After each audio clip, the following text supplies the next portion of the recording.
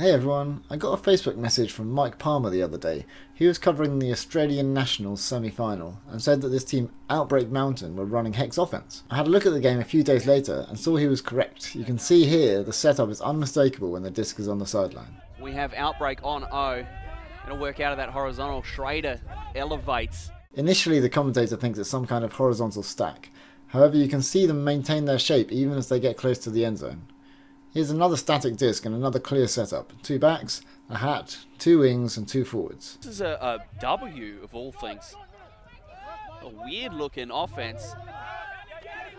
Primary unders and primary deeps in a horizontal. The commentator thinks it's a W horizontal, which to me illustrates one of the challenges in explaining the offense to experienced players. So few of the concepts are shared with stack offenses. There's no dump, there's no primary or secondary cuts, no isolations, or everybody's isolated depending on how you look at it. You can't really blame someone for interpreting what they see only in the context of the other offenses they're already familiar with in Ultimate. But it's quite interesting to hear how players interpret it when they haven't heard of it before and they just see it on the field. Most of the Outbreak players are doing pretty well to maintain the hex shape and keep the flow throughout the game, although some do push up towards the end zone a bit too much on a few occasions, and they get a bit stuck sometimes when the disc nears the end zone as the space is reduced. One solution to this is to actually work the disc back away from the end zone in order to open up the space for the deep shot again, though you have to be confident on your team possession skills in order to pull this one off. Let's take a closer look at Outbreak's shape in this possession. The disc comes in a few yards away from the sideline, and the first thing I notice is this wing player is right on the sideline, okay?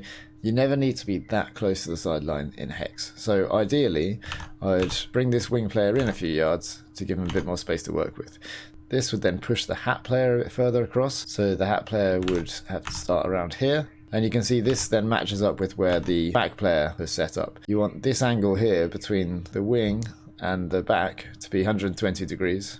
Okay, and the other angles in the middle to be 60 degrees there and 60 degrees here, okay, for ideal shape. So these two triangles are pretty much equilateral. That would then mean that the wing player over here would be pushed further across, maybe up to here, and then the forward is in a good position there, and the second forward would be maybe just off the bottom of the screen here. That would be ideal shape in this position, but as it is, they're in fairly good shape. As the disc then moves, okay, it goes into the middle. It's a bit clustered already. We're surrounding the disc, having players over either side. And then it goes to this player here. Okay, so as soon as he catches it, all the players should be thinking what the ideal shape is for the disc being in this position. To work out what the ideal shape should be when the disc is in any position, you first work out where the hat should be. So the hat should be towards the middle of the space, right? This player is quite near the sideline, so the middle of the space is almost perpendicular to the sideline. Okay, so this is where the hat should be. And from there you can just make equilateral triangles to determine where the forward player should be, where the back player should be, the first back, where the second back should be, straight line across for the wing, and then it's clear where the second forward player should be. So that's the ideal shape, and Outbreak have the disc here for 3 seconds. Okay, so they just about managed to kind of keep the flow going, but after 3 seconds, the players should be gravitating, or should have gravitated towards those ideal positions. Instead, we've surrounded the disc a lot, and we've clustered around the area in front of the disc. Okay, so that's when the disc is released, and you can see that the positions of the offensive players are not anywhere near good shape. Okay, this is where they are in red, and this is where they kind of should be in white. So you have the hat almost perpendicular, far wing, forward, second back, and first back here. And this is after 3 seconds where those players should have been moving into those shape positions to give the thrower maximum options after the flow stops. As it is, they managed to get a pass off and flow continues, but maintaining the shape during play whilst the disc is moving is one of the challenges of Hex. So that's something that Outbreak could definitely improve on. I like the idea of an isolation on Pilar, but maybe not against Ragaki of all players. See lots of clearing cuts, and it looks like each receiver just replaces the player in front of them. See Tom Roden now in that focus position, middle of the field. Pilar Rogers is going to work to it now. I can see how the offense is supposed to flow. It's an interesting offense, and I don't know, maybe we're seeing something. Oh dear. Perfect timing. Let's have a quick look at the shape. So when the disc comes in, then they've got really good shape.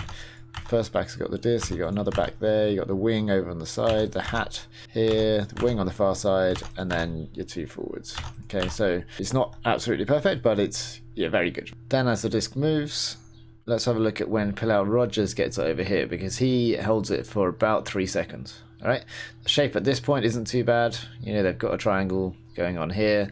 These two players are running away from this space. And then there's another guy that's just way off the edge of the screen. Pilar Rogers has it for 3 seconds. Alright, so let's look at the point of his release. So at this point where he's released it, we can do the shape analysis again. The offensive players are in these positions. I guess there's another one even further deep.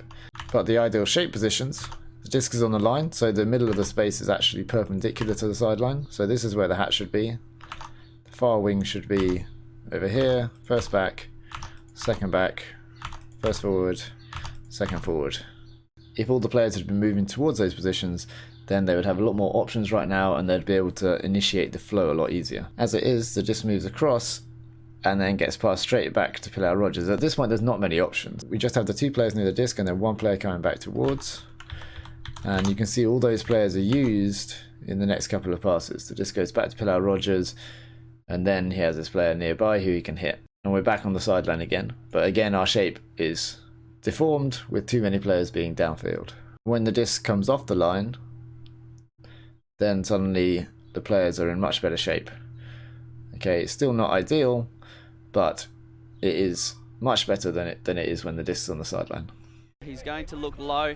He's going to look for Warren White now on the reset. Warren White, that rangy stride, gets him up the line. Ogden into space. Eichner, the end zone. And the zone is very loose. You see that the upfield cup that would normally be closer to the disc is actually sitting off a little bit. And there's the transition. We've seen a lot of these transitionary zones from Hot Chili this game, especially in the second half here. Hammer, it's going to blade over and helix, and that is a very nice pull. A little bit of breeze there helping it. Ogden in his own end zone. He's going to find Warren White on the other side of the field. Okay, hold up there. What is going on in the middle of the field here? We have 3 players who are incredibly close to each other. How did that happen? Let's go back a little bit, and you can see they start from far away from each other, and they all run into each other like that. Okay, now why are they going over there? There's way too much focus on this area in the middle. There's no need for those players to be over there. The ideal shape positions from here, the hat towards the middle of the space. Okay, far wing over here, 1 forward here, 1 forward there, first back and second back. Instead of the players all moving towards this space in the middle in front of the disc, they should be moving to the shape positions. Eichner makes the cut across the field. It looks like a horizontal set. Tonkin into space to Roden. Roden goes pro backhand to Whiteman. And Ogden catches the disc, bidding Hot Chili defender. Eichner, beautiful forehand into space. Beautiful forehand into space. So that's a really nice sequence of flow to end on. But something that I wanted to highlight was if this disc is faked right now. Okay, so if it's still in his hands at this point, then positioning wise, they're in very good shape. Okay, for Hex. You have the first back there, you have the hat. This forward player is going to end up in this forward position. This other forward player is going to end up in that position. Okay, that's nice hex shape around the disc. The trick is to not deform your shape if the disc stays on the sideline. So if he faked that and held onto it for a couple of seconds, this back player doesn't carry on running up, which he would do in any other offense.